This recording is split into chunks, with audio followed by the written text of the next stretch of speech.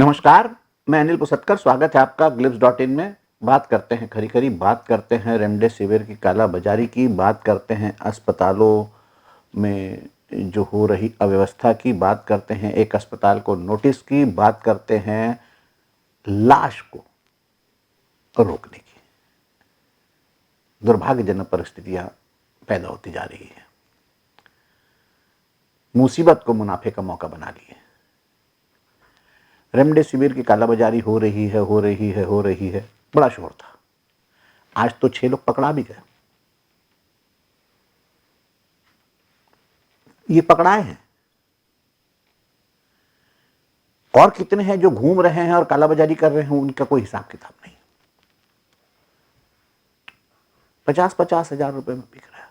जिसके पास पैसा है वो ले रहा है, और जिसके पास पैसा नहीं है वो बिना इंजेक्शन के मर रहा है।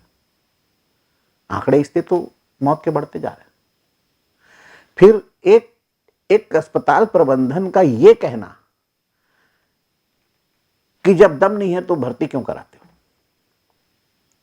अरे आदमी अपने परिचित को, अपने रिश्तेदार को बचाने की कोशिश भी ना करे तो आप रेट लिस्ट लटका दीजिए। कम से कम इतना रुपया अगर आपके पास है तो आइए, नहीं तो मत आइए। बेशर्मी की हद है। फिर आप लाश भी रोक दे रहे हो। अरे जीते जी उसका जितना खून और पसीने की कमाई तो निचोड़ चुके, मरने के बाद लाश भी निचोड़ोगे।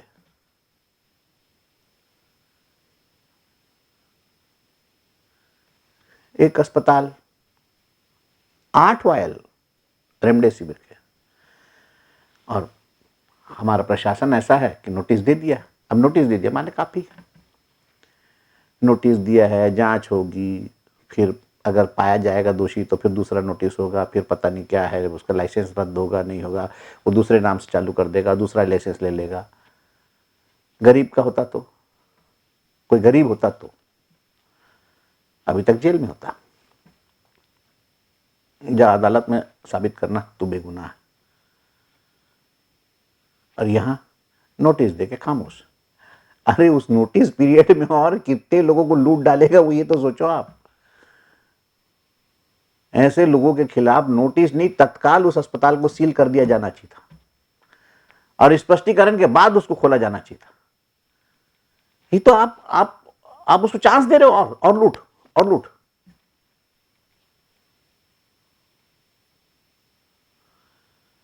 अस्पताल ना हो, कसाई खाने हो गए। हर अस्पताल ऐसा नहीं है,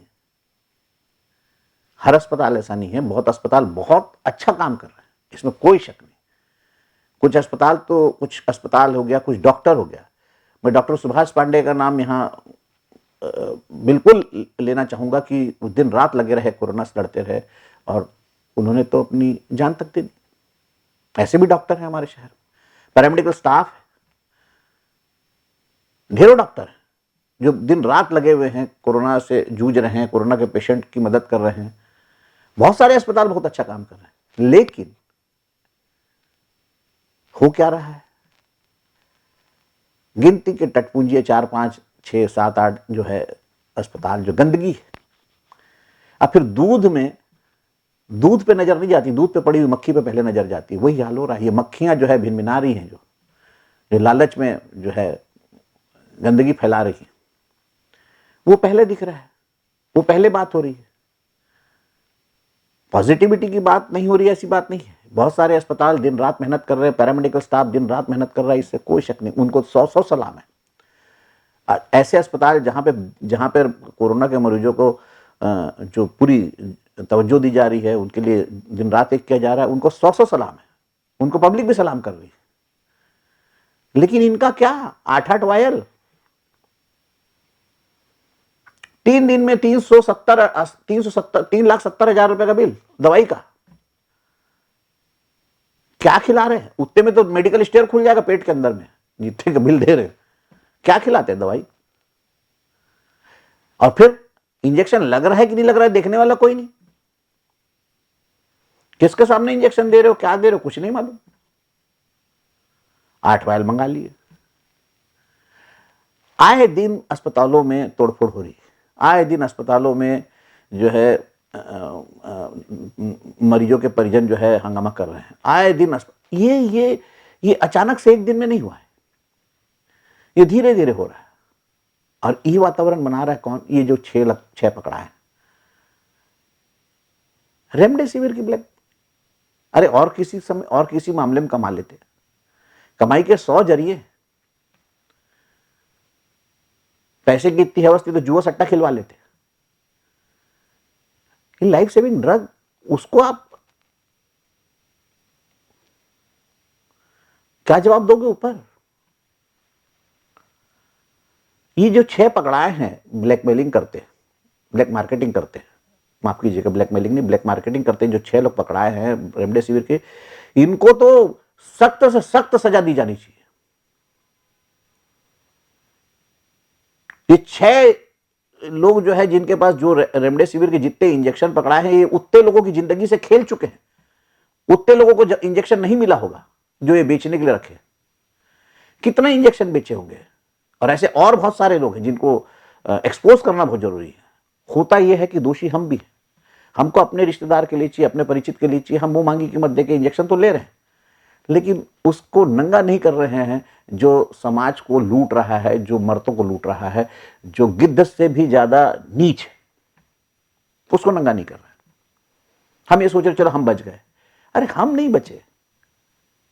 आपके पास, आप सक्षम है, आपने पैसा दे दिया, जो जिसके पास सक्षम नहीं है, जो सक्षम नहीं है, जो पैसा नहीं दे पा रहा, वो कहां से लाएगा रेमडेसिविर? वो कहां से लाएगा दवाइयां? हैरानी की बात है। इनके खिलाफ सख्त से सख्त कार्रवाई होनी चाहिए।